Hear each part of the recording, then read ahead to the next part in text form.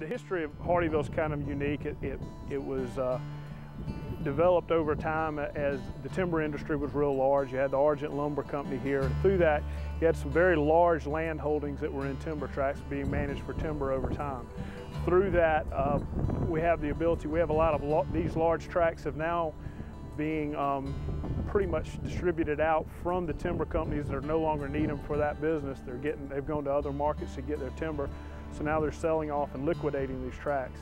As that has happened, it gives us the unique ability to go in. These tracts are being bought by larger developers. It gives us the unique ability to go in through the development agreement plan development process and do a very detailed development plan for these tracts.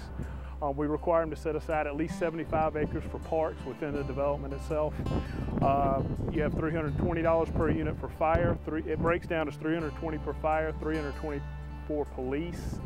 You have roughly $540 for parks and recreation. That goes to pay for not only land for the recreation, but also services to develop the recreational center itself.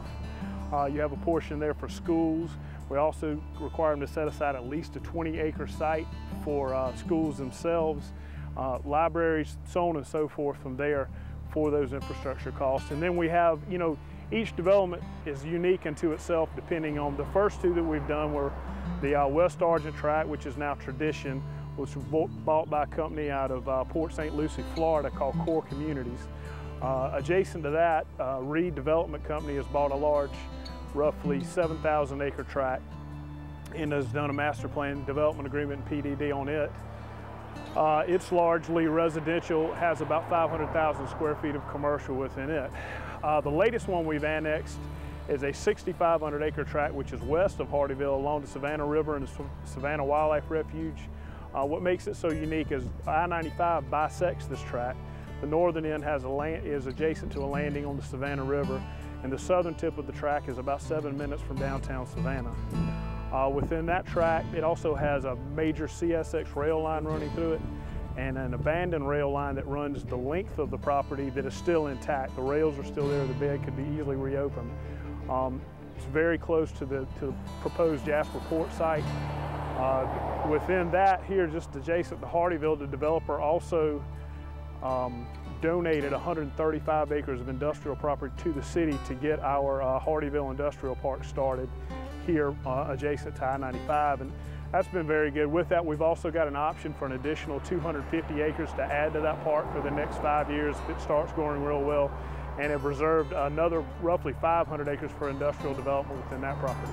So depending on the unique nature of each property is how the development agreement situation works out. But with the 3 development agreements that we have approved and have annexed into the city now, you have roughly about 30,000 residential units in that, anywhere from 1 million to 2 million square feet of commercial. Possibly could be a lot more. It's a lot more flexible on the commercial side. And we have roughly now about 1,000 to 1,500 acres of that dedicated as industrial property.